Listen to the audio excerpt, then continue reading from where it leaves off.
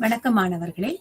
இன்று மன அழுத்தம் மற்றும் நேர மேலாண்மை பாடப்பகுதியில புரிந்து கொள்வது, அதோட இயற்கை அறிகுறிகள், அதோட ஆதாரங்கள், இத பத்தி எல்லாம் தான் இன்னைக்கு நம்ம இந்த வகுப்புல பார்க்க போறோம். மன அழுத்தம்னா என்ன அப்படின்னு முதல்ல பார்க்கணும். இந்த மன அழுத்தம் அப்படிங்கறது பாத்தீங்கன்னா ஒரு பிரச்சனையோட வெளிப்பாடு. ஃபார் எக்ஸாம்பிள் நம்ம என்ன சொல்லலாம் அப்படின்னா, ஒரு நேர்முக தேர்வுக்கோ இல்ல ஒரு வேலைக்கோ நம்ம பதிய போகும்போது நம்ம ஆன்லைன்ல அப்லோட் பண்ணிட்டே இருக்கோம் நம்மளோட அப்ளிகேஷன். எவ்வளவு நேரம் ஆகியும் நம்மளோட அப்ளிகேஷன் வந்து சப்மிட் ஆகல, நம்மளால சரியான நேரத்துக்கு பண்ண முடியல அப்படிங்கிறப்ப நமக்கு ஒரு மன அழுத்தம் ஏற்படும். நம்மளால வந்து உடனே என்ன பண்ண முடியாது அப்படின்னா அந்த அழுத்தத்துல இருந்து வெளிவர முடியாது. நமக்கு ஒண்ணு உடல் ரீதியான ஒரு மன அழுத்தம், ஒரு தலைவலி வரலாம், உடனே இமீடியட்டா ஒரு விரக்தி வரலாம். இதத்தான் நம்ம வந்து மன அழுத்தம் அப்படின்னு சொல்றோம். இந்த மன அழுத்தம் அப்படின்னு சொல்லி பார்த்தோம்னா உடல் ரீதியாகவோ இல்ல மன ரீதியாகவோ ஏற்படுறது அப்படின்னு சொல்லி பார்த்தோம். ஏதாவது ஒரு நிகழ்வால நம்மளுடைய உடலிலோ இல்ல மனதிலோ ஏற்படக்கூடிய இந்த அழுத்தத்தை தான் நம்ம மன அழுத்தம் அப்படின்னு சொல்றோம். சரி, இந்த மன அழுத்தம் எப்படியெல்லாம் ஏற்படுது? இப்ப பார்த்தோம் அப்படின்னா, பள்ளிக்கு போற குழந்தைங்கள்ல இருந்து வயதான முதிர்ந்தவர்கள் வர ஒவ்வொரு இடத்துலயும் மன அழுத்தமா இருக்கு, ஸ்ட்ரெஸ்ஸா இருக்கு அப்படின்னு சொல்லிட்டே போறாங்க. எதற்காக இந்த மன அழுத்தம் ஏற்படுது? அத புரியறதுக்கு முன்னாடி நம்ம மன அழுத்தம் அப்படிங்கறத தான் இந்த பாடப்பகுதியில நம்ம முதலாவதாக பார்க்க போகிறோம். சோ இந்த மன அழுத்தத்தை பத்தி ஒரு சில கருத்துக்கள் இருக்கு. என்ன அப்படின்னு சொல்லி பார்த்தோம்னா, ஹென்ஸ் சல்கி அப்படிங்கிறவர் மன அழுத்தத்தை பத்தி முதலாக சொன்னவர்.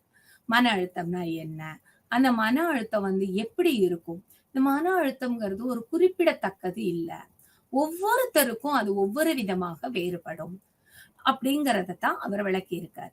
முதல்ல என்ன சொல்றாரு அப்படின்னா, உடலிலோ இல்ல மனதிலோ வேற ஒரு ஒரு நிகழ்வு மூலமாக ஏற்படக்கூடிய மாற்றம் அப்படிங்கிறது தான் இந்த மன அழுத்தம். ஒரு ஒரு ஒரு நிகழ்வு வந்து அது வயதை பொறுத்து மாறும். 5 வயது பையனுக்கு ஒரு விதமா மாறலாம், இல்ல 15 வயது பையனுக்கு அதோட வெளிப்பாடு வேற விதமா இருக்கலாம், 50 வயது மனிதருக்கு அதோட வெளிப்பாடு வேற விதமா இருக்கலாம். சோ அந்த மன அழுத்தம் அப்படிங்கிறது வந்து ஒரு குறிப்பிடத்தக்கது அல்ல, வேற வேற வகையில இருக்கும்.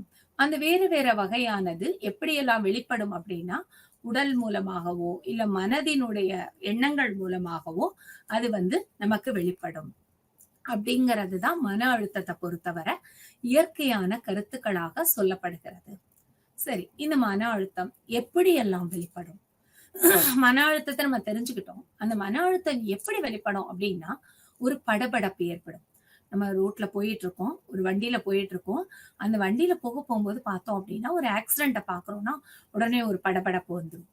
அதுக்கப்புறம் பார்த்தோம்னா வீட்டுல வேகமா வந்து பெண்மணி வந்து சமைச்சுக்கிட்டு இருக்காங்க. ஒரு இல்லத்தரசி வந்து காலையில தன்னுடைய குழந்தைகளை, கணவரை எல்லாரையும் அனுப்பணும் அப்படிங்கிறதுக்காக வேகமா சமைச்சுக்கிட்டு இருக்காங்க. அப்ப பார்த்தோம் அப்படின்னு சொன்னா டக்குன்னு கேஸ் வந்து தீந்து போயிடலாம், இல்ல குக்கர் வந்து டக்குன்னு பர்ஸ்ட் ஆகலாம். அந்த மாதிரி சமயங்கள்ல என்ன வரும், ஒரு படபடப்பு வரும். என்ன செய்யறது, திடீர்னு ஒரு அழுத்தம் அது ஏற்படும். அடுத்து பார்த்தோம் அப்படின்னு சொன்னா கோபம், அளவுக்கு அதிகமான ஒரு கோபம், நம்ம ஷார்ட் டெம்பர் அப்படின்னு சொல்லுவோம். இந்த மன அழுத்தம் வந்து கோபத்தின் மூலமாக நம்ம வந்து அதை தெரிஞ்சுக்கலாம், வெளிப்படும். உதாரணத்துக்கு சொன்னோம் அப்படின்னு சொன்னா, ஒரு எக்ஸிகியூட்டிவ் ஆபீசர் இருக்காரு. அவர் வந்து என்ன நினைக்கிறாருன்னா, நமக்கு அவருடைய அடுத்த ப்ரமோஷன் வந்து அவருக்கு கிடைக்கும் அப்படின்னு அந்த ப்ரமோஷனுக்கான வேலைகள் எல்லாத்தையுமே செய்யறாரு. அதை செய்ய போகும்போது கடைசியில வந்து என்ன ஆயிடுச்சு அப்படின்னா, அவருக்கு அந்த ப்ரமோஷன் கிடைக்கல. உடனே என்ன ஆகும், இம்மீடியட்டா அவருக்கு வந்து அந்த கோபம் வந்து வெளிப்படும். அடுத்து பார்த்தோம் அப்படின்னா, நம்ம எவ்வளவு பண்ணாலும் என்ன, நமக்கு எந்த ஒரு பிரயோஜனமும் இல்ல, நம்ம ஏன் இதை செய்யணும், எதுக்கு பண்ணணும் அப்படின்னு ஒரு விரக்தி வரும். அடுத்து பார்த்தோம் அப்படின்னு சொன்னா பதட்டம். எந்த ஒரு சூழ்நிலையில பதட்டம் வரும், ஒரு அன்எக்ஸ்பெக்டடான ஒரு சூழல், ஒரு நிகழ்வு நிகழ போகும்போது நமக்கு மன அழுத்தம் ஏற்படும். அந்த மன அழுத்தம் மூலமாக என்ன பண்ணுவோம், நமக்கு பதட்டமாக இருக்கும். சோ இந்த மன அழுத்தம் வந்து எப்படியெல்லாம் வெளிப்படுது, படபடப்பு மூலமாக, கோபம் மூலமாக, விரக்தி, பதட்டம் இது மூலமாக வெளிப்படுது. இதை நம்ம வந்து ஒவ்வொரு நாளும் சாதாரணமா நமக்கு நிகழக்கூடிய நிகழ்வுல இருந்தே நம்ம இதை வந்து உதாரணங்களை எடுத்துக்கலாம். இந்த மன அழுத்தம் அப்படிங்கறத பத்தி அடுத்த சில வல்லுநர்கள் லசாரஸ் அண்ட் ஃபோக்மேன் என்ன சொல்றாங்க அப்படின்னு சொல்லி நம்ம பார்க்கலாம். இந்த லசாரஸ் அண்ட் ஃபோக்மேன் இவங்களோட கருத்துப்படி மன அழுத்தம் அப்படிங்கறதுக்கும் சுற்றுச்சூழலுக்கும் இடையே மிக அதிகமான தொடர்பு இருக்கு அப்படின்னு சொல்றாங்க. சுற்றுச்சூழல் அப்படிங்கிறது என்ன? நம்ம வாழக்கூடிய ஒரு இல்லமா இருக்கலாம். இல்ல நம்ம ஒர்க் பண்ணக்கூடிய ஒரு வேலை செய்யக்கூடிய ஒரு இடமாக இருக்கலாம். அதையும் மீறி அந்த இடத்துல நம்மளுடைய உறவு முறை அல்லது மத்தவங்க நம்மகிட்ட நம்மளோட அ கூட வேலை செய்பவங்க வந்து நம்மகிட்ட பழகக்கூடிய முறை. அதுக்கு அடுத்து பார்த்தோம் அப்படின்னு சொன்னா, நம்ம குடும்பத்துல இருக்கக்கூடிய உறுப்பினர்கள், நம்ம நண்பர்கள் இவங்க எல்லாரும் நம்ம அவங்கள சார்ந்தது தான் இந்த மன அழுத்தம். அத தாண்டி நம்ம வசிக்கக்கூடிய இருப்பிடம். இத சேர்ந்தது தான் என்னது அப்படின்னு சொன்னா, மன அழுத்தம் அப்படின்னு சொல்லி லசாரஸ் அண்ட் ஃபோக்மேன் அப்படிங்கிறவங்க 2 வல்லுனர்கள் மன அழுத்தத்த பத்தி தங்களுடைய கருத்துக்கள வெளியிட்டிருக்காங்க. அடுத்து இந்த மன அழுத்தம் என்னென்ன வகையெல்லாம் படும்? எத்தன வகைப்படும் இந்த மன அழுத்தம் அப்படின்னு சொல்லி பார்த்தோம்னா, இந்த மன அழுத்தம் 4 வகைப்படும். எப்படி? எஸ்ரஸ் அப்படிங்கிறது ஒரு வகை. இது நேர்மறையான மன அழுத்தம். உதாரணமாக சொன்னோம் அப்படின்னா, எல்லாருக்குமே ஒரு நம்ம படிச்சு முடிச்ச உடனே வேலைக்கு போறோம் அப்படிங்கிறது ஒரு சூழ்நிலை வரும். அந்த வேலைக்கு போகும்போது, அந்த இன்டர்வியூ அட்டெண்ட் பண்ண போகும்போது, இந்த வேலை நமக்கு தான் அப்படிங்கிறப்ப ஒரு ஒரு படபடப்பு, அதாவது ஒரு சந்தோஷமான ஒரு அ மன அழுத்தம் ஏற்படும். அந்த அழுத்தமானது வந்து நேர்மறையாக இருக்கும். இல்ல திருமணத்திற்கு தயாராகிறப்ப, அப்படி இருக்கப்பயும் இந்த மன அழுத்தம் வந்து என்னவா இருக்கும்? நேர்மறையான மன அழுத்தமாக இருக்கும். அடுத்து பார்த்தோம்னா நியூஸ்ட்ரெஸ். இந்த மன அழுத்தம் எப்படி இருக்கும்னா, நேர்மறையாவும் இருக்காது, எதிர்மறையாவும் இருக்காது. ஏதோ ஒரு அதாவது நமக்கு சம்பந்தம் இல்லாத, பொருத்தம் இல்லாத ஒரு விஷயம். அந்த விஷயத்து மூலமா திடீர்னு என்ன ஆகும்? ஒரு சின்ன ஒரு மன அழுத்தம் ஏற்படும். அந்த மன அழுத்தம் வந்து நேர்மறையாவும் இருக்காது, எதிர்மறையாவும் இருக்காது. ஏன்னா, அதனால நமக்கு எந்த ஒரு 2 விதமான இதுவும் இல்லாம இருக்கும். நேர்மறையும் இல்லாம இருக்கும், எதிர்மறையும் இல்லாம இருக்கும். அதுக்கப்புறம் பார்த்தன்னா, டிஸ்ட்ரெஸ். இந்த டிஸ்ட்ரெஸ் அப்படிங்கிறது அதிக அளவுல உணரப்படக்கூடியது. இப்ப பள்ளிக்கூடத்துக்கு போகக்கூடிய ஸ்டூடண்ட்ஸ்ல இருந்து, மாணாக்கர்கள்ல இருந்து, வயதாகி வேலையெல்லாம் முடிஞ்சு ரிட்டயர்ட் ஆனி ரொம்ப எல்டர்ஸ் வர இந்த டிஸ்ட்ரெஸ் இருக்கும். நம்ம வந்து அதிக அளவாக உணரப்படக்கூடியது வந்து இந்த டிஸ்ட்ரெஸ். இத நம்ம சொன்னோம் இல்லையா? எந்தெந்த மாதிரியான சூழ்நிலைகள் எல்லாம் ஏற்படுது அப்படின்னு சொல்லி. நம்ம வந்து அ ச அன்றாட நடைமுறைகள், அன்றாட செயல்கள் செய்ய போம்போது, நம்ம எதிர்பார்த்தது நடக்கல. ஒரு வேலைக்கு போறோம். ஒரு மாணவர்கள பொறுத்தவரை எடுத்துக்கிட்டோம் அப்படின்னு சொன்னா, அவங்க என்ன நெனச்சிருப்பாங்க, ஒரு தேர்வு எழுதுறதுக்கு முன்னாடி, இந்த தேர்வுல இந்தந்த கொஸ்டின் தான் வரும் அப்படின்னு சொல்லி சில கொஸ்டின்ஸ ப்ரிப்பேர் பண்ணியிருப்பாங்க. அவங்களுடைய எதிர்பார்ப்பு அந்த இடத்துல பொய்யாகும். அப்ப அந்த பொய்யாகிறப்ப அவங்களுக்கு ஒரு மன அழுத்தம் ஏற்படும். அடுத்து பார்த்தோம் அப்படின்னு சொன்னா, வேலை கிடைக்கும்போது, வேலைக்கு நான் போறேன், வேலையில இன்டர்வியூ போறேன், இந்த இடத்துல தான் எனக்கு வேலை கிடைக்க போகுது. அப்ப நம்மளுடைய எதிர்பார்ப்புகள் வந்து பொய்யாக போகும்போது, இந்த டிஸ்ட்ரெஸ் வந்து அதிக அளவுல ஏற்படும். அதே வயதானவர்களுக்கு அப்படின்னு சொல்லி பார்த்தோம்னா, அவங்க என்ன நெனச்சிருப்பாங்க, ஓகே நம்ம லைஃப் ரிட்டயர்ட் ஆயிட்டோம். நம்மளோட லைஃப் எல்லாம் செட்டில் ஆகும். நம்மளுடைய குழந்தைகளோட நம்ம நேரத்த ஸ்பெண்ட் பண்ணுவோம். அந்த மாதிரியான ஒரு சூழ்நிலைய அவங்க எதிர்பார்த்திருப்பாங்க. ஆனா, நடைமுறையில பார்க்க போகும்போது, அவங்க ரிட்டயர்ட் ஆனதுக்கு அப்புறம் அவங்க குழந்தைகளோட ஸ்பெண்ட் பண்ண போகும்போது, அவங்க குழந்தைகள் என்ன பண்ணுவாங்க, அவங்களோட கெரியர அப்பதான் ஆரம்பிச்சிருப்பாங்க. சோ, அதனால அவங்களால என்ன பண்ண முடியாது, நிறைய நேரங்கள் வந்து இந்த வயதானவர்களோட ஸ்பெண்ட் பண்ண முடியாது. அப்ப அவங்களுக்கு ஒரு விதமான ஸ்ட்ரெஸ் உண்டாகும். அதே சமயம் அவங்க குழந்தைகளும் என்ன நெனைப்பாங்க, ஐயோ! நம்மளால வந்து நம்ம பெற்றோர்களோட அதிக நேரம் செலவழிக்க முடியல. அப்படின்னு சொல்லிட்டு அவங்களுக்கும் வந்து என்ன ஆகும், ஒரு மன அழுத்தம் ஏற்படும்.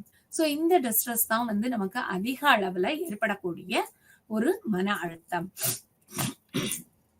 அடுத்ததாக பார்த்தோம் அப்படின்னு சொன்னா, ஸ்ட்ரெஸ். இந்த ஸ்ட்ரெஸ் வந்து மிக, மிக அதிக அளவுல ஏற்படுத்தக்கூடியது. இதுதான் நம்ம 4வது வகை அப்படின்னு சொல்றோம். இந்த 4வது வகைய பொறுத்தவரை பார்த்தோம் அப்படின்னு சொன்னா, எந்த ஒரு மன அழுத்தமும் நமக்கு 2 வாரங்களுக்கு மேல இருக்கு அப்படின்னு சொன்னால், அத நம்ம மிக, மிக கவனமாக கவனிக்க வேண்டும் அந்த விஷயத்த. ஏன் அப்படின்னு சொன்னா, அதுதான் வந்து மன அழுத்தத்துடைய உச்சகட்டமாக இருக்கும். அந்த இது மாதிரி இந்த மன அழுத்தம் வந்து 4 வகையாக நம்ம பிரிக்கலாம். எஸ்ட்ரஸ், யூஸ்ட்ரஸ் அண்ட் டிஸ்ட்ரஸ். இந்த 4 வகை. அப்புறம் ஸ்ட்ரெஸ் லாஸ்ட்டா. அது வந்து ரொம்ப அதிகமான மன அழுத்தத்தை ஏற்படுத்தக்கூடியது. அடுத்து பார்த்தோம் அப்படின்னா, இந்த மன அழுத்தம் நம்ம எப்பவுமே வந்து மன அழுத்தம், மன அழுத்தம் அ இந்த மாதிரி எந்த ஒரு செயல் செஞ்சாலும் மன அழுத்தம் அப்படின்னு சொல்றோம். இந்த மன அழுத்தத்த நம்ம எவ்வாறு அணுகலாம்? இந்த மன அழுத்தத்தினுடைய அணுகுமுறைகள் என்னென்ன அப்படின்னு சொல்லி பார்க்கணும். முதல் விஷயமாக மருத்துவம் மூலமாக அணுகலாம். இப்ப நமக்கு ஒரு மன அழுத்தம் இருக்கு. அ இப்போ உதாரணமாக சொல்லப்போனா, நம்மளுடைய குடும்ப உறுப்பினர் ஒருத்தர் வந்து எதிர்பாராத விதமாக ஆக்சிடென்ட் ஆயிடுச்சு. இறந்துட்டாரு அப்படின்னு வச்சுக்குவோமே. அப்ப என்ன ஆகும்? நம்மளுடைய மன அழுத்தம் அதிகம். எதை எதிர்பார்க்கவே இல்ல. நமக்கு ரெஸ்ட்லெஸ்ஸா இருக்கும். தூங்க மாட்டோம். மன அழுத்தம், அவருடைய நினைவுகள் வந்துட்டே இருக்கும். சரியான தூக்கம் இருக்காது. ரொம்ப அதிகமான ஸ்ட்ரெஸ்ஸா இருக்கும். இல்ல அடுத்த வகை பார்த்தோம் அப்படின்னு சொன்னா, நமக்கு உடல்ல ஏற்படக்கூடிய ஏதாவது ஒரு நோய். அந்த நோயும் வந்து என்னவாகும்? மன அழுத்தத்தை ஏற்படுத்தும். அந்த மன அழுத்தத்தை எப்படி அணுகலாம் அப்படின்னு சொல்லி பார்த்தோம்னா, மருத்துவம் மூலமாக அணுகலாம். அதற்கு மருத்துவர்கள் என்ன பண்ணுவாங்க? ஓகே, இது வந்து ஒரு சாதாரண மன அழுத்தம், இயற்கையானது, அனைவருக்கும் ஏற்படக்கூடியது. இந்த மன அழுத்தத்த நம்ம என்ன பண்ணலாம்? சில மருந்து மாத்திரைகள் குடுத்து, அவங்களுக்கு நல்ல தூக்கத்துக்கு கொண்டு போயி, அவங்கள வந்து நம்ம என்ன பண்ணலாம்? இதுல இருந்து கொஞ்சம் கொஞ்சமாக மீட்டு கொண்டு வரலாம் அப்படின்னு சொல்லுவாங்க. சோ இந்த மாதிரியான மன அழுத்தங்கள் மருத்துவம் மூலமாக தீர்க்கப்படலாம். அடுத்து பார்த்தோம் அப்படின்னா, அறிவாற்றலால் மதிப்பீடும் அணுகுமுறை.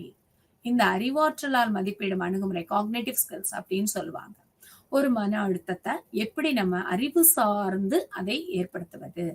இது தனி மனிதனுடைய, அதாவது யாருக்கு மன அழுத்தம் ஏற்பட்டு இருக்கோ, அவர்களுக்கு இத பத்தின ஒரு அனுபவம், அதாவது அந்த காக்னிட்டிவ் ஸ்கில் வந்து இருக்க வேண்டும். அப்ப அவங்க வந்து தன்னுடைய அறிவு மூலமா, ஓகே, இந்த விஷயம் செய்ய போம்போது தான் நமக்கு இந்த அழுத்தம் வருது, மன அழுத்தம் வருது. ஒரு நம்ம வண்டி ஓட்டிட்டு போயிட்டு இருக்கோம். அந்த வண்டி ஓட்டி போகும்போது, அந்த இடத்துல ஒரு ஆக்சிடென்ட்ட பார்த்திருப்போம்.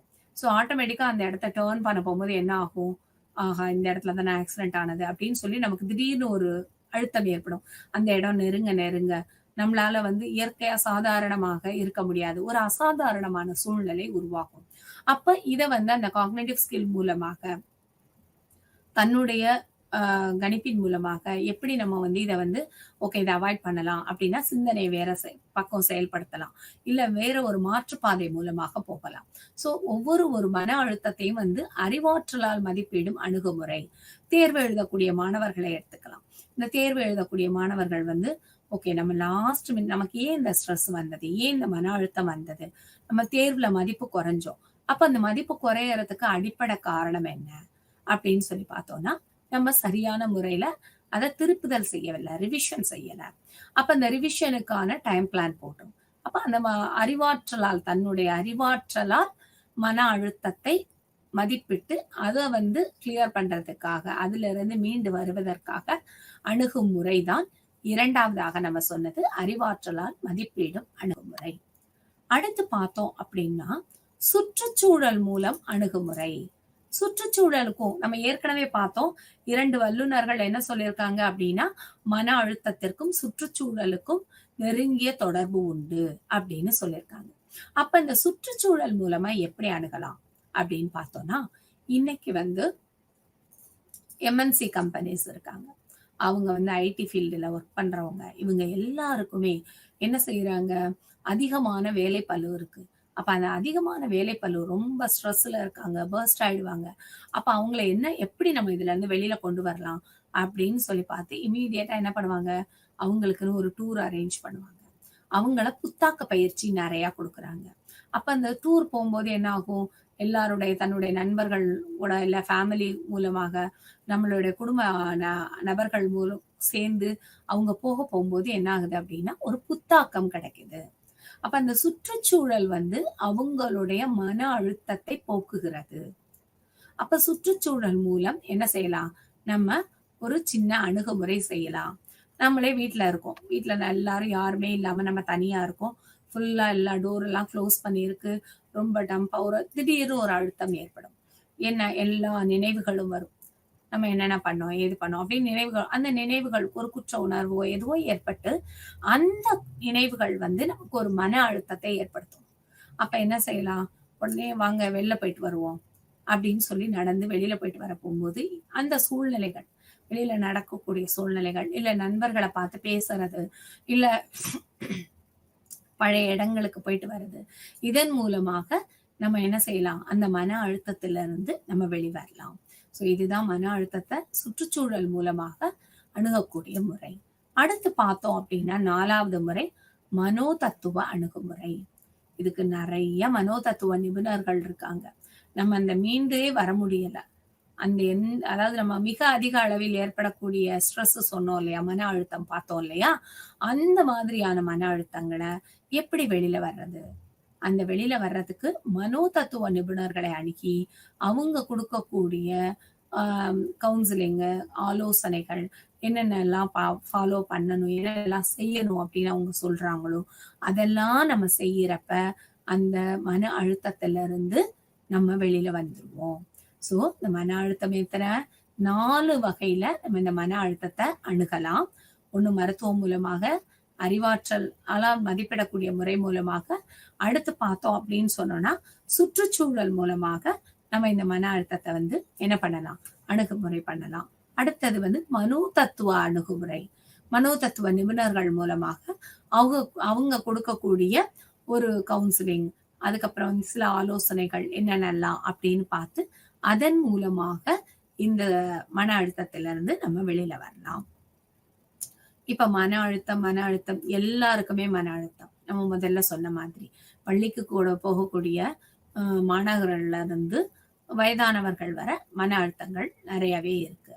இதுல வந்து மிக மிக முக்கியமானது தொழில் சார்ந்த மன அழுத்தம். நம்மளோட வேலை, நம்ம வேலை பார்க்கக்கூடிய ஒரு அறிமுகத்த தான் நம்ம இப்ப பார்க்க போறோம். சரி. வேலை அமைப்பு. இந்த தொழில் சார்ந்த மன அழுத்தம் ஏற்படுவதற்கு 2 முக்கிய காரணம் இருக்கு. 1 அப்படின்னு சொல்லி பார்த்தோம்னா, நம்மளுடைய வேலை அமைப்பு. அங்க இருக்கக்கூடிய கட்டுப்பாடுகள். அதெல்லாம் ஒரு காரணம். 2வது காரணம் என்ன அப்படின்னா, அந்த தனி மனிதனுடைய திறன் குறைவு. இப்ப உதாரணமாக நம்ம எடுத்துக்கிட்டோம் அப்படின்னு சொன்னா, ஒரு நபருக்கு வந்து 20 நாளுல ஒரு வேலையில ஜாயின் பண்ண சொல்லி சொல்றாங்க. ஒரு வேலையில சேர்க்கணும். ஆனா, அந்த வேலைக்கு முக்கியமான திறன் என்ன அப்படின்னா, கம்ப்யூட்டர ஆப்பரேட் பண்ண தெரியணும். கம்ப்யூட்டர்ல ஒர்க் பண்ண தெரியணும். அப்படிங்கிற ஒரு திறன் வந்து தேவைப்படுது. அவரு வேலைக்கு தேர்ந்தெடுக்கப்பட்டு விட்டார். ஆனா, அந்த குறுகிய காலத்துக்குள்ள அந்த திறன வளர்த்துக்க போம்போது, அவருக்கு என்ன ஆகும்? சுய பச்சாதாபம். ஐயோ! நமக்கு தெரியலையே! கழிவிரக்கம் ஏற்படும். அந்த கழிவிரக்கம் மூலமாக அவருக்கு ஒரு மன அழுத்தம் ஏற்படும். ஏன் நமக்கு இப்படி? அப்படின்னு. இதே இன்னொரு வகையில பார்த்தோம் அப்படின்னு சொன்னா, ஒருத்தர் நம்மள விட சீனியரா இருப்பார். அவருக்கு அந்த வேலைய பத்தின ஒரு அறிவு சார்பு வந்து இருக்காது. ஆனா, அவர விட ஜூனியரான நமக்கு அந்த வேலைய பற்றின விவரங்கள் வந்து அவர விட அதிகமாகவே தெரியும். அப்ப நம்ம அந்த வேலைய வந்து அவர் நம்ம மூலமாக அந்த வேலைய அவர் செயல்படுத்தி, ஆனா முழு பெயரும் அவருக்கே கிடைக்க போம்போது, நமக்கு ஒரு மன அழுத்தம் ஏற்படும். இது வந்து திறன் சார்ந்த மன அழுத்தம். இந்த திறன் சார்ந்த மன அழுத்தம் 2 வகையாவும் இருக்கு. 1 நம்மளுடைய குறைபாடு காரணமாக. இல்ல நமக்கு அதிகமான திறன் இருக்கு. ஆனா அத வந்து நம்ம சரியா வெளிப்படுத்த முடியல. நம்மளுடைய பெயர்ல வெளிப்படுத்த முடியல. அப்படிங்கிறப்பயும் என்ன ஆகுது அப்படின்னா, அந்த திறன் சார்ந்த மன அழுத்தம் ஏற்படுகிறது. அடுத்து பார்த்தோம் அப்படின்னா, வேலைப்பளு காரணமாக ஏற்படக்கூடிய மன அழுத்தம். சாரி. வேலைப்பளு காரணமாக எப்படி மன அழுத்தம் ஏற்படும்? ஒரு மிகப்பெரிய ஒரு கம்பெனி டேட்டா என்ட்ரி பண்ணணும். அந்த கம்பெனில நம்ம ஒரு நபர் வந்து அந்த கம்பெனில டேட்டா என்ட்ரி பண்ணக்கூடிய வேலைய செஞ்சுட்டு வர்றாரு. அவர் வேலை செய்ய போம்போது அவருக்கு என்ன சொல்லியிருக்காங்க அப்படின்னா, ஒரு நாளைக்கு 100 டேட்டாவ நீங்க என்ட்ரி பண்ணணும் அப்படின்னு சொல்றாங்க. கொஞ்ச நாள் கழிச்சு பார்த்தா, அவருக்கு வந்து அதிகமாக வேலையில உள்ளவங்கள எல்லாம் எடுத்துட்டு, நபர்கள் குறைவுக்கு அதிக வேலை குடுக்குறாங்க. ஒரு நாளைக்கு 200 டேட்டா என்ட்ரி பண்ணணும். ஒரு நாளைக்கு 300 டேட்டா என்ட்ரி பண்ணணும். அப்படின்னு வேலை பளுவ அதிகரிக்கிறாங்க. அந்த வேலை பளு வந்து அதிகமாக போகும்போது, நமக்கு ஒரு மன அழுத்தம் ஏற்படும். விரக்தி சார்ந்த மன அழுத்தமா இருக்கும். நம்ம என்ன எவ்ளோ பண்றது? நானே தான் பண்ணணுமா? அப்படின்னு. சில வொர்க்கிங் என்வைரன்மென்ட்ல என்ன பண்ணுவாங்க அப்படின்னா, யாரு வேலை செய்றாங்களோ, அவங்களையே திருப்பி, திருப்பி, திருப்பி, திருப்பி அவங்களுக்கே வேலைய குடுத்துட்டு இருப்பாங்க. அப்ப அந்த வேலை பளு வந்து அதிகமாகும். அந்த வேலை பளு அதிகமாக போம்போது, அ சாதாரணமாகவே என்ன ஆயிரும் அப்படின்னா, மன அழுத்தம் அதிகமாயிரும். அப்ப என்ன ஆகும்? இந்த 2 விதமான திறன் சார்ந்த மன அழுத்தம், வேலைப்பளு அதிகமாக ஏற்படக்கூடிய மன அழுத்தம். இந்த 2 மன அழுத்தமும் அதிக அழுத்தப்படுகிறது. அடுத்து பார்த்தோம் அப்டின்னா, சில கோரிக்கைகள், நம்மளோட கோரிக்கைகள் வந்து ஏற்றுக்கொள்ளப்பட்டிருக்காது. நிறைய கட்டுப்பாடுகள் இருக்கும். அதுக்கப்புறம் பார்த்தோம்னா, நமக்கு வந்து ஒரு ஆதரவு இருக்காது. நம்மளுடைய கூட வேலை பார்க்கிறவங்களோட உறவு முறை, ரிலேஷன்ஷிப் வந்து அதிக அளவுல இருக்காது. அதுக்கப்புறம் பார்த்தோம்னா, திடீர்னு மாற்றங்கள் நிகழும்போது, இடமாற்றம் நிகழும்போது, இந்த தொழில் சார்ந்த மன அழுத்தம் ஏற்படும். ஸோ என்ன அப்டின்னா, அ இடமாற்றத்துக்கு எப்படி இந்த தொழில் சார்ந்த மன அழுத்தம் இருக்கும்னா, ஒரு இடத்துல ஒர்க் பண்றவங்கள திடீர்னு அன்எக்ஸ்பெக்டடா இன்னொரு இடத்துக்கு மாற்ற முடிய போம்போது, அவங்களுக்கு இந்த இடத்துல நம்ம கூட வேலை பார்க்கிறவங்கலாம் எந்த மாதிரி இருப்பாங்க? அவங்க நம்ம பழைய என்விரான்மென்ட்ல இருந்த மாதிரியே இவங்க கூட சகஜமாக இருக்க முடியுமா? அப்படின்னு இதை ஏற்கனவே அவர் சொல்லியிருக்கார் இல்லையா? 2 வல்லுனர்கள் சுற்றுச்சூழல் வந்து ஒரு காரணமாக இருக்கும் அப்படின்னு. சோ அப்ப இந்த இடமாற்றம் அப்படிங்கிறதும் மன அழுத்தத்த அதிகமாக ஏற்படக்கூடியது. இந்த மன அழுத்தம், தொழில் சார்ந்த மன அழுத்தம் எப்படியெல்லாம் வெளிப்படுது அப்படின்னு சொன்னா, உணர்வு ரீதியான வெளிப்பாடா இருக்கும். டக்குன்னு உடனே கோபப்படுவோம். வேகமாக நம்மளுடைய செயல்கள்ல கூட இருக்கும். பேசுற வார்த்தைகள்ல கூட வெளிப்படும். உணர்வு ரீதியான அந்த வலி, அந்த அழுத்தம் வந்து நம்மளுடைய வார்த்தைகள்ல வெளிப்படும். அடுத்து உடல் ரீதியான மன அழுத்தம் அப்படின்னு சொல்லி பார்த்தோம்னா, திடீர்னு ஒரு தலைவலி வரும், வாந்தி வரும், மயக்கம் வரும், அ வயிற்று மந்தம் வரும். இந்த மாதிரியான விஷயங்கள் வந்து உடல் ரீதியான மன அழுத்தம். அப்ப இந்த தொழில் சார்ந்த மன அழுத்தத்த 2 விதமா பிரிக்கிறோம். ஒண்ணு திறன் சார்ந்த மன அழுத்தம், பளு சார்ந்த வேலை பளு சார்ந்த மன அழுத்தம். அடுத்தது பார்த்தோம் அப்படின்னு சொன்னா, அந்த கோரிக்கைகள், கட்டுப்பாடு, நமக்கு வந்து வொர்க்கிங் வேலை பார்க்குற இடத்துல நமக்கு தகுந்த ஒரு உறவு முறை இல்லாதது, சரியான அணுகுமுறை, சரியான ஒரு வழிகாட்டுதல் இல்லாதது. இது எல்லாமே அடுத்ததாக தொழில் சார்ந்த மன அழுத்தத்தில் ஏற்படக்கூடியவை. நமக்கு மன அழுத்தம் சொல்லிட்டோம். தொழில் சார்ந்த மன அழுத்தம் சொல்லிட்டோம். இந்த தொழில் சார்ந்த மன அழுத்தம் எந்தெந்த மாதிரி வெளிப்படும்? அதோட அறிகுறிகள் என்னென்ன? அப்படின்னு சொல்லி பார்க்கணும். முதல் அறிகுறியாக அதிகமான கோபம் ஏற்படும். ஒரு செக்டார்ல வேலை பார்க்கிறோம். அந்த மேனேஜர் வந்து இவ்வளவு டார்கெட் இருக்கு. இவ்வளவு ஒரு ஏஜென்சியே இருக்கு. இந்த ஏஜென்சிக்கு இவ்வளவு டார்கெட் இருக்கு. இந்த டார்கெட்ட முடிக்கணும் அப்படின்னு நினைக்கிறப்ப, வேலைப்பளு காரணமாக அத முடிக்க முடியல. அப்ப அந்த முடிக்க முடியாத கோபம் வந்து அதிகமாக வெளிப்படும். சோ அதிக கோபம் ஒரு வேலையில நம்ம எதிர்பார்த்தது நடக்கல. நம்மளுடைய நம்ம எதிர்பார்த்த விஷயம் நடக்கல, தொழில் சார்ந்து அப்படிங்கிறப்ப அதிகமான கோபம் வரும். அடுத்தது பார்த்தோம் அப்படின்னு சொன்னா, சாப்பிடவே முடியாது. சாப்பிடுவதில் சிரமம் ஏற்படும். ஒண்ணு சில பேர் வந்து அதிகமா சாப்பிடுவாங்க. கோபம் வந்தா நான் அதிகமா சாப்பிடுவேன் அப்படின்னு சொல்லுவாங்க. அடுத்தது வந்து சாப்பிடவே மாட்டாங்க. அந்த சாப்பிடுறதுல ஏதோ ஒரு பசி இருந்தாலுமே, அது வந்து உள்வாங்க முடியாது. அந்த சாப்பாடு வந்து உள்ள செல்லாது. நம்ம வந்து அடுத்தது பார்த்தோம் அப்படின்னா, அக்கறையின்மை அல்லது ஆர்வமின்மை. இந்த மன அழுத்தத்துக்கான அறிகுறியில இது ரொம்ப ரொம்ப முக்கியமானது. எந்த ஒரு விஷயத்தையும் ரொம்ப சுலபமா எடுத்துக்குவாங்க. அத வந்து ஒரு கேரே பண்ண மாட்டாங்க. இந்த இடத்துல, இந்த நேரத்துக்குள்ள இந்த தகவல்கள வந்து நம்ம வந்து மாத்தணும். இல்ல அத வந்து சேர்ப்பிக்கணும். இல்ல அப்லோட் பண்ணணும். இந்த மாரி விஷயங்கள் இருக்கும்போது, அத பத்தின எந்தவித அக்கறையும் இல்லாம இருப்பாங்க. இல்ல அதோட விஷயங்கள நம்ம தெரிஞ்சுக்கணும் அப்படிங்கிற ஒரு ஆர்வம் இல்லாம இருப்பாங்க. சோ இதெல்லாமே வந்து மன அழுத்தத்துக்கான அறிகுறி. அடுத்தது பார்த்தோம். உடல் சார்ந்து அப்படின்னு சொல்லி அடுத்து பார்த்தோம்னா, உடல் எடை வந்து திடீர்னு கூடும். திடீர்னு கம்மியாகும். அவங்களால வந்து ஒரு நார்மலாகவே இருக்க முடியாது. ஒரு சாதாரண சூழ்நிலையை எதிர்கொள்ள முடியாது. சோ அந்த மாதிரி உடல் எடை கூடுதல் இல்ல திடீர்னு குறையறது அப்படிங்கிறது வந்து மன அழுத்தத்துடைய அறிகுறி. அடுத்து பார்த்தோம்னா குற்ற உணர்வு. நம்ம எதிர்பார்த்தது நடக்கல. உதாரணமாக நம்ம முதல்ல சொன்னோம் இல்லையா? இந்த ஒரு ஒரு ஆஃபீஸோட ப்ராஜெக்ட் ஆஃபீசர் இருக்காரு. அவர் வந்து இந்த குறிப்பிட்ட காலத்துக்குள்ள அந்த ப்ராஜெக்ட்டோட ப்ரப்போசல அப்லோட் பண்ணணும் அப்படின்னு நினைக்கிறாரு. ஆனா அவரால பண்ண முடியல.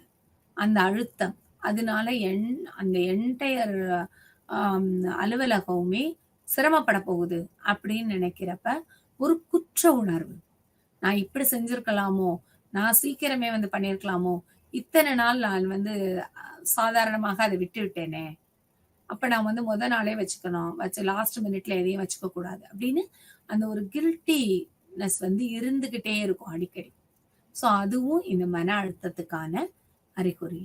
அடுத்து பார்த்தோம் அப்படின்னா, சில நபர்கள் வந்து எல்லாரோடையும் சாதாரணமா பேசி, விளையாடி, சிரிச்சு, குடும்பத்தோட இருப்பாங்க. அவங்களுக்கு மன அழுத்தம் ஏற்பட்டுருச்சுன்னா, எல்லாரையுமே தவிர்க்க ஆரம்பிச்சுருவாங்க. குடும்ப நபர்கள்ட்டயும் சரி, தன்னுடைய நண்பர்கள்ட்டயும் சரி, சகஜமாக எதையும் பகிர்ந்து கொள்ள மாட்டார்கள். அவர்கள் வந்தா கூட, நம்ம என்ன பண்ணுவோம்? ஒரு ஃபார்மாலிட்டிக்கு அவங்கள வாங்க அப்படின்னு சொல்லிட்டு, நம்ம வந்து அதாவது ஒரு புரிதல் இருக்கவங்க அத ஈஸியா கண்டுபிடிச்சுருவாங்க. "என்னாச்சு? ஏன் முகம் வாடி இருக்கு?" அப்படின்னு கேட்பாங்க. ஸோ இதெல்லாமே வந்து மன அழுத்தத்துக்கான அறிகுறிகள். இத தவிர நெறைய இருக்கு.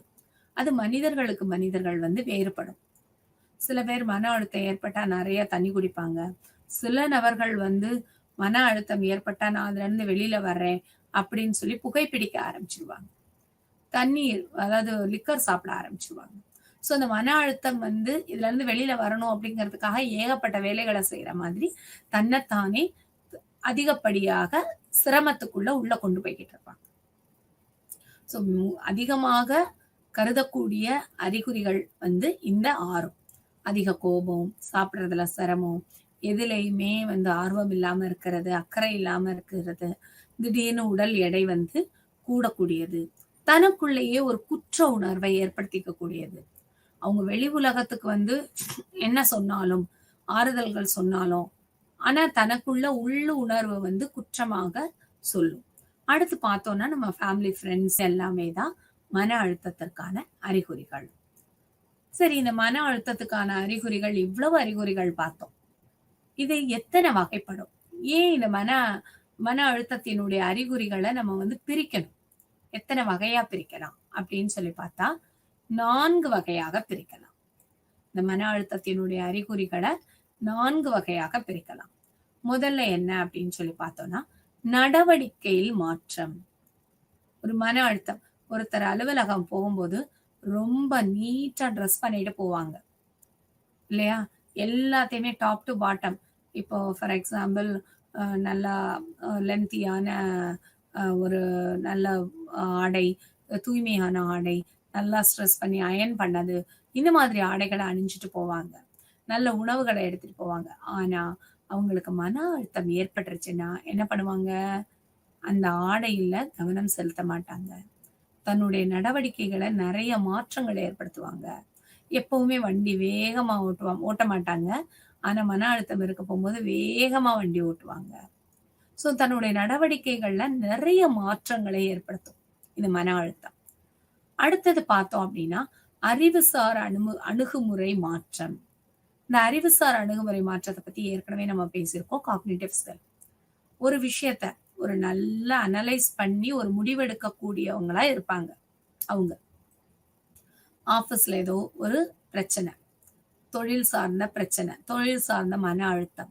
அப்ப அந்த அறிவுசார் அணுகுமுறையில அவங்களால என்ன செய்ய முடியாது? தகுந்த முடிவு எடுக்க முடியாது. இல்லையா? அத வந்து என்ன பண்ணுவாங்க? ஒரு அக்கறை இல்லாம, ஆர்வம் இல்லாம இருப்பாங்க. ஏனோ தானோன்னு வேலை செய்வாங்க. இது வந்து அறிவுசார் அணுகுமுறை வந்து இதோட வகையார் 2வது வகையாக இருக்கிறது. அடுத்து பார்த்தோம்னா, உணர்வு பூர்வமானது. இது நம்ம ஏற்கனவே சொன்னோம். குற்ற உணர்வு அதிகமாக இருக்கும். இல்லைன்னா அழுதுட்டே இருப்பாங்க. அந்த கழிவிரக்கம், சுய இரக்கம் இத சொல்லிட்டே இருப்பாங்க. மன அழுத்தத்தின் காரணமாக. நான் அவ்ளோ நல்லா வேலை செஞ்சேன். காலையில 8 மணில இருந்து ராத்திரி 7 மணி வரை வேலை செஞ்சேன். சாப்பாடு கூட கொண்டு மாட்டேன். அந்த மாதிரி எல்லாம் வேலை பார்த்தேன். ஆனா எனக்கு அந்த ப்ரமோஷன குடுக்கல. எவ்வளவோ பேர்கிட்ட நம்ம கேள்விப்பட்டிருப்போம். எத்தனையோ பேர் பேசுவாங்க. சோ அதெல்லாம் உணர்வு பூர்வமான ஒரு வகையை சார்ந்தது. அடுத்து பார்த்தோம்னா உடல் ரீதியானது. இந்த உடல் ரீதியானத நம்ம நல்லாவே புரிஞ்சுக்கலாம். ஏன்னா வெளிப்படையாக தெரியக்கூடியது. மன அழுத்தத்துல இருக்கும்போது அவங்க சில பேர் என்ன பண்ணுவாங்க, கண்கள் ரொம்ப சோர்ந்துரும், சாப்பிட மாட்டாங்க, வாமிட் எடுப்பாங்க, வயிறு மந்தமா இருக்கும், தூங்கவே மாட்டாங்க. இல்லைன்னா ரொம்ப நேரம் தூங்கிட்டே இருப்பாங்க.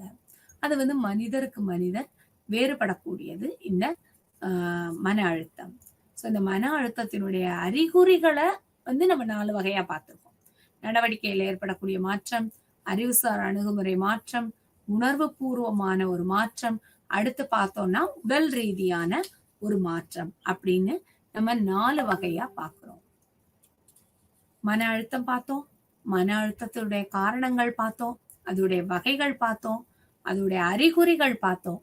மன அழுத்தத்திற்கு ஏன் காரணம் ஏற்படுது, என்ன காரணம், அதோடைய சோர்சஸ் என்ன, அதோடைய மூலங்கள் என்னென்ன, ஏன் மன அழுத்தம் ஏற்படும் அப்படின்னு பார்த்தா 3 முக்கிய காரணங்கள். 1 அதிகப்படியான வெறுப்பு, மோதல், சண்டை, சச்சரவுகள். அடுத்தது பாத்தீங்கன்னா ஓவர் ஒர்க்லோட், பிரஷர். இது 3ம் தான் மிக முக்கிய காரணமாக மன அழுத்தத்திற்கு கருதப்படுகிறது. வெறுப்பு, நான் என்னதான் வேலை பார்த்தேன், என்ன வேலை பார்த்தோம், எனக்கு என்ன கிடைக்கல, ஒரு தகுந்த சன்மானம் அப்படின்னு சொல்லி நம்ம எத்தனையோ பேர் புலம்புவாங்க. என்ன பார்த்து என்ன பிரயோஜனம், எனக்கு என்ன கருதவே மாட்டாங்க அப்படின்னு ஒரு வெறுப்பான ஒரு சூழல் ஏற்படும்.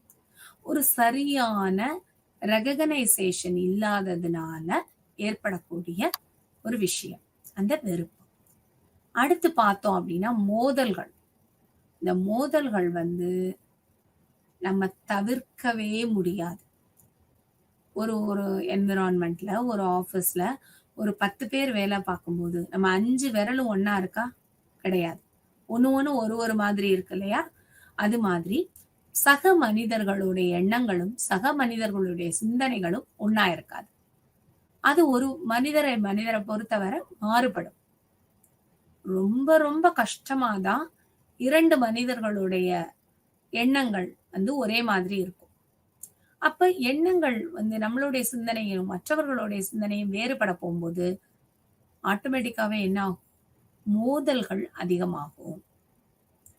அப்ப மோதல்கள் அதிகமாகணும்னா ஆட்டோமேட்டிக்கா ஈகோ ஆட்டோமேட்டிக்காவே ஒரு மோதல்கள் அதிகமாகிவிடும். அடுத்து பாத்தீங்கன்னா அழுத்தம், ஓவர் பிரஷர். எவ்வளவு சொன்னாலும் நம்மளால என்ன பண்ண முடியாது. இந்த பிரஷர் ஒரு குறிப்பிட்ட காலகட்டத்துக்குள்ள இந்த வேலையை முடிக்கணும், குறிப்பிட்ட செயலை இதை செய்யணும் அப்படின்னு ஒரு பிரஷர் கொடுக்கறப்ப ஆட்டோமேட்டிக்கா மன அழுத்தம் ஏற்படும். இந்த மன அழுத்தம் என்னென்னலாம் இருக்கு? 3 விஷயங்கள் மூலமாக நடக்கிறது. 1 அதிகப்படியான வெறுப்பு, 2வது மோதல்கள் மூலமாக, 3வது என்னன்னா அழுத்தம், ஒர்க்லோடு.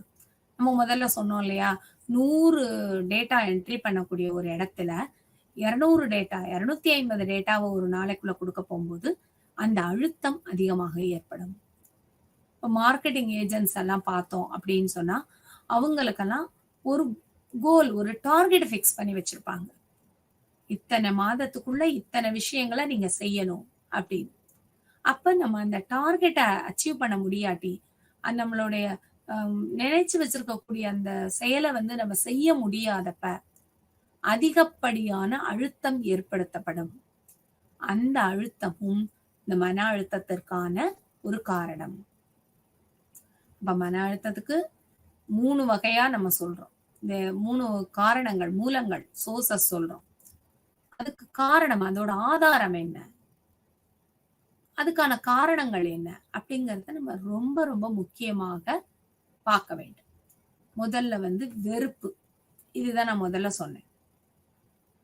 நம்ம அழுத்தம் சொன்னோம் இல்லையா? அந்த அழுத்தத்தோட தொடர்புடையது இந்த வெறுப்பு. ஒரு வேலையவே திருப்பி, திருப்பி, திருப்பி, திருப்பி செய்ய சொல்லும்போது, இல்ல ரொம்ப நல்லா வேலை பார்த்திருப்பாங்க. எள்ளுன்னா எண்ணெயா நிக்கிற அளவு ஒரு வேலைய முடிச்சிருப்பாங்க.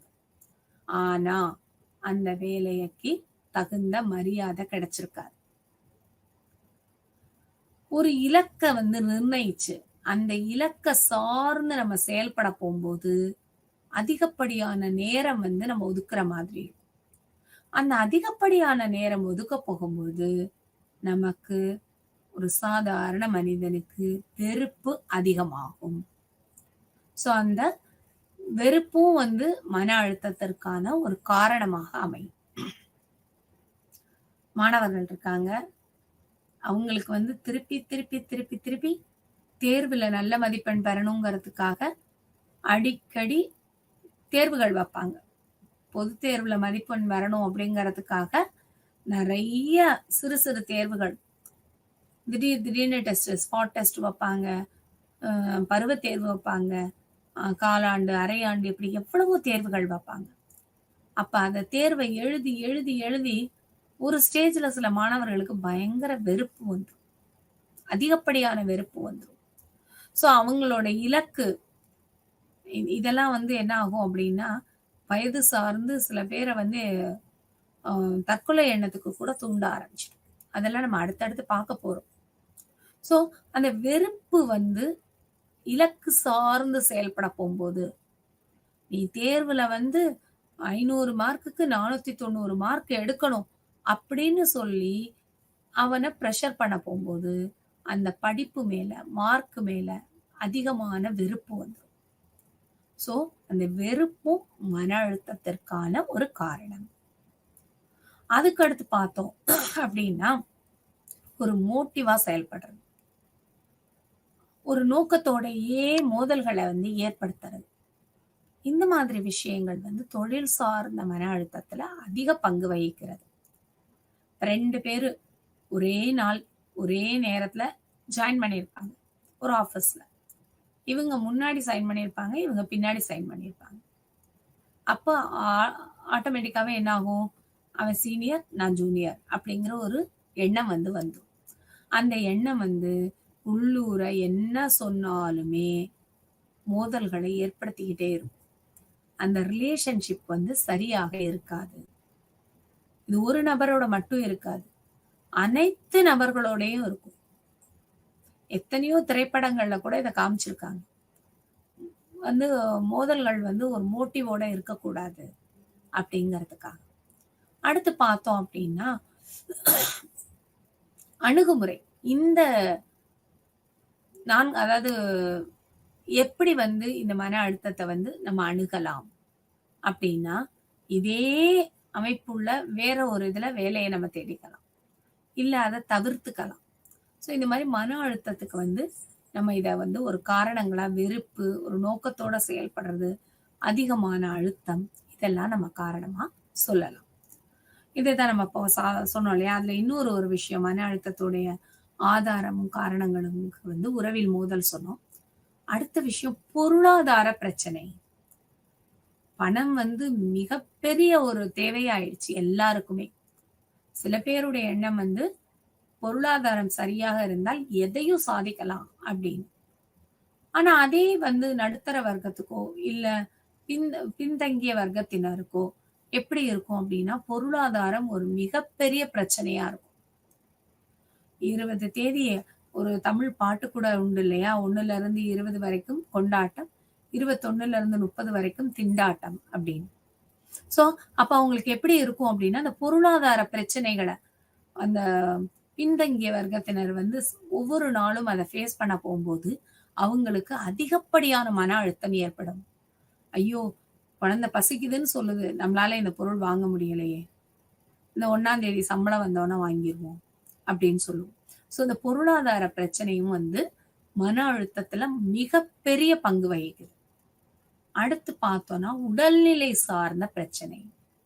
இந்த உடல்நிலை சார்ந்த பிரச்சனை அவருக்கு வந்து ஒரு உடல் ரீதியா ஏதோ ஒரு பிரச்சனை இருக்கலாம். அவருக்கு வந்து புற்றுநோயோ இல்ல வேற ஏதாவது ஒரு நோயோ இருந்தா அது வந்து உடல் சார்ந்த பிரச்சனை வந்து அதிக மன அழுத்தத்தை கொடுக்கும்.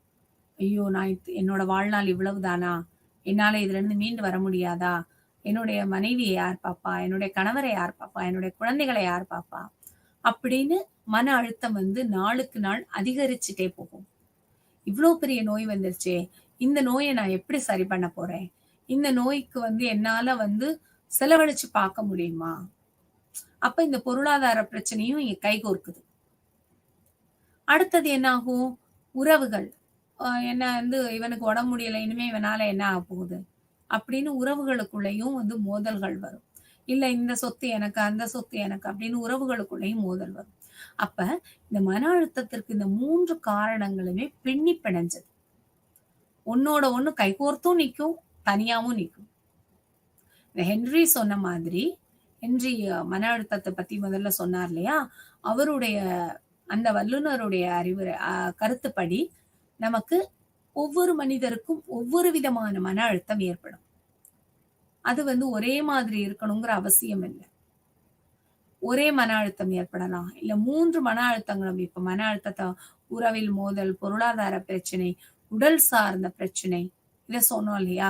இது 3 கைகோர்த்து கூட நமக்கு மன அழுத்தத்தை ஏற்படுத்தலாம். அப்ப மன அழுத்தம் வந்து முக்கியமாக இந்த 3 விதங்கள்ல செயல்படுது. அதாவது காரணமாக இருக்கிறது. இப்ப மன அழுத்தம்னா என்னன்னு பார்த்தோம். மன அழுத்தத்த பத்தின ஒரு ஒரு ஒரு ஓவர்வியூ பார்க்க போறோம். இதுவரை என்னென்ன பார்த்தோம் அப்படிங்கிற ஒரு ஓவர்வியூவ பார்க்க போறோம்.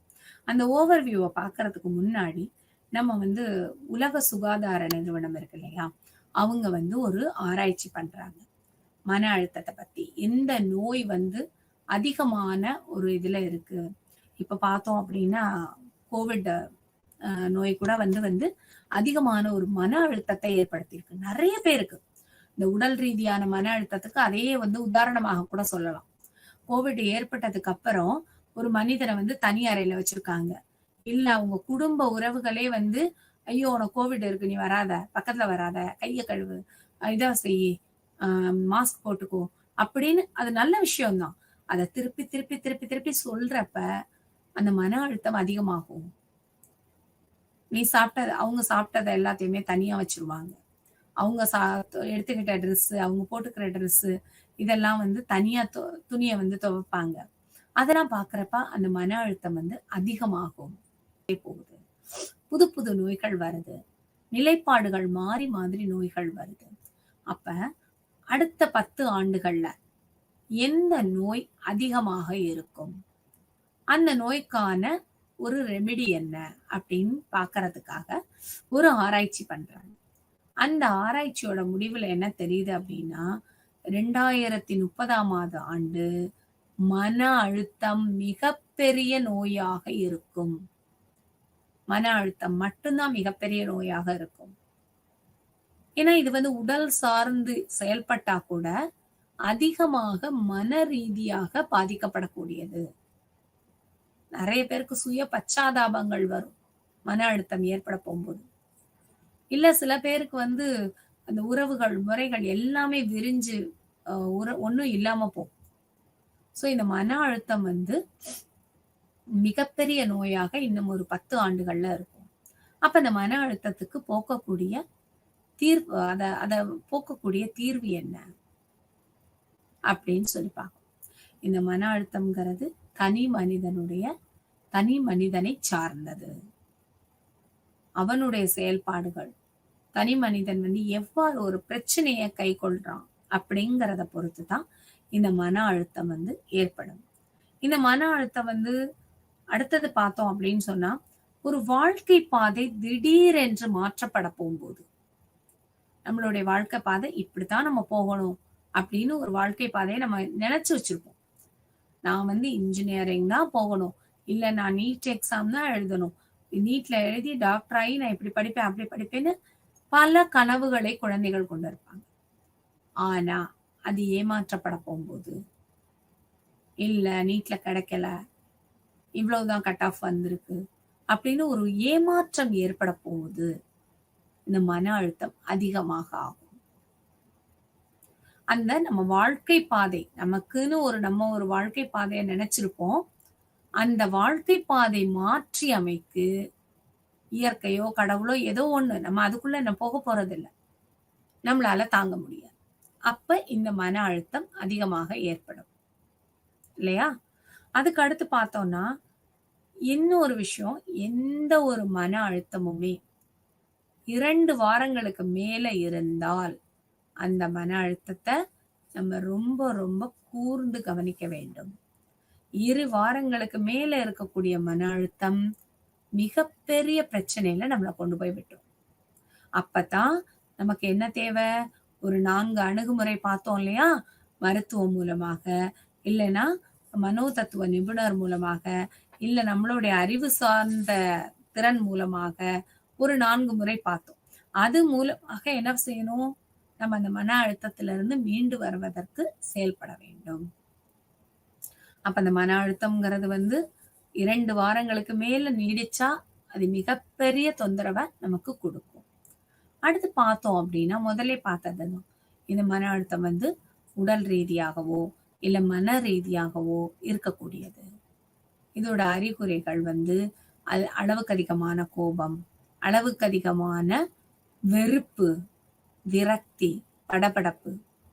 இதெல்லாம் நம்ம தினசரி வாழ்க்கையில நம்ம பார்த்து கொண்டே இருக்கக்கூடிய விஷயங்கள். சாதாரணமா பையன் ஸ்கூல்ல சார் கிட்டயோ, அவருடைய டீச்சர் கிட்டயோ ஒரு திட்டு வாங்கியிருக்கலாம். அந்த திட்டு வாங்குன ஒரு மன அழுத்தத்திலேயே வீட்டுக்கு வருவாங்க. வீட்டுக்கு வந்த உடனே என்ன ஆகும்? அவங்க அம்மா "என்ன ஸ்கூல்ல சாப்பிட்டியா?" அப்படின்னு சாதாரணமா கேட்பாங்க. உடனே இம்மீடியட்டான ஒரு கோப வெளிப்பாடு. ஸோ அந்த வெளிப்பாடு, மன அழுத்தத்தினுடைய வெளிப்பாடு அப்படிங்கிறது மிக மிக முக்கியம். அந்த வெளிப்பாட கவனமாக கண்காணிக்க போம்போது, எந்த மாதிரியான மன அழுத்தத்துல அவங்க இருக்காங்க அப்படிங்கிறத நம்ம ஈஸியா கண்டுபிடிச்சிடலாம். அளவுக்கு அதிகமான சாப்பாடு. சில பேர் பார்த்தோம் அப்படின்னு சொன்னா, அம் கிண்டல் பண்ணாலே அவ்வளோதான். ஒரு மிகப்பெரிய மன அழுத்தம் வந்துரும். நீங்க அதிக எடையோட இருக்கீங்க. வார்த்தைகள் மூலமாக ஏற்படக்கூடிய மன அழுத்தம். நீங்க ரொம்ப ஒல்லியா இருக்கீங்க. நீங்க ரொம்ப குண்டா இருக்கீங்க. அந்த டீசிங்கான வார்த்தைகள். அது அதிக மன அழுத்தத்தை ஏற்படுத்தக்கூடியது. ஸோ இந்த மன அழுத்தத்தினுடைய அறிகுறிகள் 4 வகைப்படும்னு சொன்னோம். அந்த 4 வகை உணர்வு சார்ந்த, நடவடிக்கை சார்ந்த, அணுகுமுறை சார்ந்த, உடல் ரீதியான அப்படின்னு சொல்லி பார்த்தோம் இல்லையா? இன்னும் இதுதான். நம்மளுடைய அ 4 வகை மன அழுத்த வகைகள். எஸ்ட்ரெஸ், நெஸ்ட்ரெஸ், டிஸ்ட்ரெஸ் அண்ட் ஸ்ட்ரெஸ். இந்த 4 வகை மன அழுத்த வகைகள் அப்படிங்கிறது என்ன மாதிரியெல்லாம் வெளிப்படும் அப்படின்னு சொல்லி பார்த்தோம்னா, படபடப்பு மூலமாகவோ, கோபம் மூலமாகவோ, விரக்தி மூலமாகவோ, இல்ல அ அதிகப்படியான அதாவது அம் உடம்பு இதெல்லாம் பார்த்தீங்கன்னா, சில பேருக்கு அ சிகப்பு கலர்ல ஆயிடும். கண்ணெல்லாம் ரொம்ப ரெட்டிஷ்ஷா இருக்க மாதிரி இருக்கும். அந்த மாதிரி உடல் ரீதியாகவும் வெளிப்படும். சில பேர் அவங்களையே கோபத்துலலாம் என்ன பண்ணிக்குவாங்க, அவங்களையே செவுத்துல முட்டிக்குவாங்க. அந்த கோபம், அந்த கோபத்த எப்படி வெளிப்படுத்துறது? அந்த படபடப்ப வெளிப்படுத்துறது அப்படிங்கிறதுக்காக. சில பேரு மன அழுத்தத்தோட உச்சியில இருக்கும்போது, பேசும்போது குரல் என்னவாயிரும்?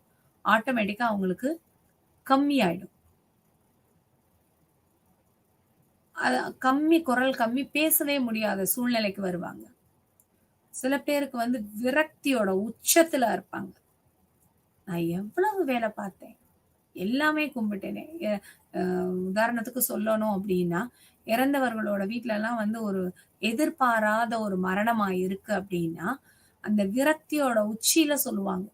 எவ்வளவு சாமி கும்பிட்டேன், எவ்வளவு செஞ்சேன் வேலைகள். ஆனா எனக்கு கடவுள் கண் திறக்கல. அப்படின்னு ஒரு ஏமாற்றம் ஏற்பட போம்போது, அவங்களுக்கு அந்த மன அழுத்தம் மிக அதிகமாக ஏற்படும். இந்த மன அழுத்தத்தோட வகைகளைத்தான் நம்ம சொன்னோம். நடவடிக்கை மாற்றம், அறிவுசார் அணுகுமுறை, உணர்வு பூர்வமானது அப்படின்னு நெறைய விஷயங்கள பார்த்தோம். அதுக்கு அடுத்து பார்த்தோம்னா, ஆ இந்த மன அழுத்தம் இந்த மன அழுத்தம் எவ்வாறு அறியப்படப்படுகிறது? எவ்வாறு தீர்க்கப்படுகிறது? அப்படிங்கிறதெல்லாம் நம்ம வந்து மேலோட்டமாக பார்க்க போறோம். இந்த மன அழுத்தம் வந்து ஒரு ஆராய்ச்சியில என்ன சொல்றாங்க அப்படின்னா, சிறு குழந்தைகளுக்கு கூட மன அழுத்தம் அதாவது வருங்காலங்களில் 10 வயதுக்குட்பட்ட குழந்தைகளுக்கு கூட மன அழுத்தம் ஏற்படுவதற்கான வாய்ப்புகள் வந்து மிக, மிக அதிகம் அப்படின்னு சொல்லியிருக்காங்க. அதனால தான் வேர்ல்ட் ஹெல்த் ஆர்கனைசேஷன் உலக சுகாதார நிறுவனம் வந்து என்ன சொல்றாங்க அப்படின்னா, 2030ல மிகப்பெரிய நோயாக மன அழுத்தம் ஏற்பட ஏற்படும் அப்படிங்கிறாங்க. ஸோ ஒரு பிரச்சனைகளை எவ்வாறு கையாள்வது? இந்த பிரச்சனைய கையாள்றது தான் நம்ம மன அழுத்தத்திலிருந்து மீண்டு வரதுக்கு வழிவகை செய்யும். இந்த உடல் ரீதியான மன அழுத்தம், மன ரீதியான மன அழுத்தம். இது வந்து எவ்வாறு நம்மளால வந்து அதாவது உடல் ரீதியான மன அழுத்தத்த வந்து சாதாரணமான சூழ்நிலையில ஒரு மருத்துவர்கிட்டயோ கொண்டு போய் காமிச்சு சரி பண்ணிடலாம். மன ரீதியான மன அழுத்தத்த வந்து ஒரு நல்ல கவுன்சிலர் கிட்டயோ கொண்டு போய் நம்ம சரி பண்ணிடலாம். அதுக்கு தான் 4 அணுகுமுறை பார்த்தோம். அதாவது மருத்துவம் மூலமாக அணுகுமுறை, அறிவுசார் ஆற்றல் முறை, அடுத்தது வந்து கவுன்சிலர் கிட்ட போறது. இதெல்லாம் வந்து ஒரு 4 அணுகுமுறைய பார்த்தோம். இந்த 4 அணுகுமுறையில நம்ம மன அழுத்தத்தினுடைய தாக்கம் எவ்வாறு இருக்கு? அதை பொறுத்து நம்ம எந்த விதமான மன அழுத்தத்தினுடைய காரணங்கள், அந்த காரணத்த நம்ம வந்து அதுக்கான அந்த ரெமிடிய நம்ம எப்படி அதிலிருந்து கொண்டு வரலாம்? அந்த மன அழுத்தத்த வந்து நம்ம அணுகலாம் அப்படிங்கிறது தான். அடுத்தது வந்து சுற்றுச்சூழல் அணுகுமுறை. சுற்றுச்சூழல் அணுகுமுறை அப்படிங்கிறது பார்த்தோம்னா, நம்ம ஏற்கனவே சொன்னோம். ஐடி செக்டார்ல இது பண்றாங்க. இப்ப பல ஆசிரியர்களுக்கு கூட ரெஃப்ரெஷர் புத்தாக்க பயிற்சிகள் நெறைய குடுக்குறாங்க. வார இறுதியில விடுமுறை அப்படின்னு சொல்லி விடுறாங்க.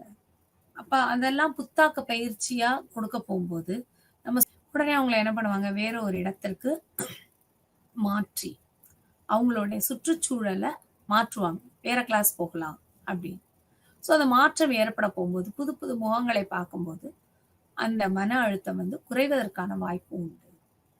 மனோதத்துவ நிபுணர்கள் நம்ம சொல்லவே வேண்டாம்.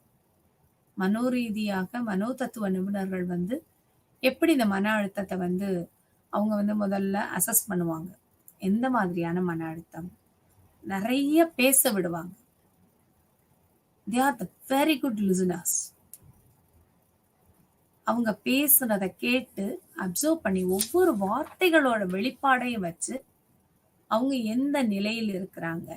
மன அழுத்தத்தினுடைய உச்சகட்ட நிலையில இருக்காங்களா? இல்ல இது ஒரு சாதாரண மன அழுத்தமா? தேர்வெல்லாம் எழுத போகும்போது பார்த்தோம் அப்படின்னு சொன்னா, உடனே என்ன பண்ணுவாங்க? மாணவர்களுக்கு ஒரு ஒரு மன அழுத்தம் வரும். ஐயோ!